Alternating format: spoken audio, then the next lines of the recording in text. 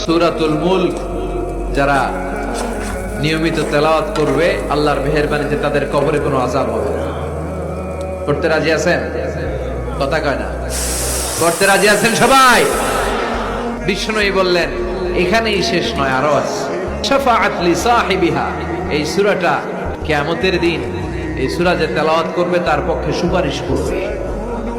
এজন্য বিষ্ণুই বললেন যে ব্যক্তি সূরাতুল মুলক নিয়মিত তেলাওয়াত করবে এই সূরাটা কিয়ামতের দিন ওই তেলাওয়াতকারীর জন্য আল্লাহর কাছে সুপারিশ করবে। এখানেই শেষ নয়। বিষ্ণুই বললেন খাসামাত আন সাহিবিহা, এই সূরা যে তেলাওয়াত করবে তার পক্ষে আল্লাহর সাথে এই সূরাটা দাঁড়িয়ে তার পক্ষ নিয়ে আল্লাহর সাথে তর্ক করবে, ঝগড়া করবে। আল্লাহ তুমি ওরে জান্নাত দিবা না কেন, ওরে মাফ করবা না কেন? তুমি না গফুর, তুমি না গফফার, তুমি না রহিম, তুমি না রহমান, তুমি মাফ করে দাও। ও মিয়া, সুপারিশ করতেছে কে?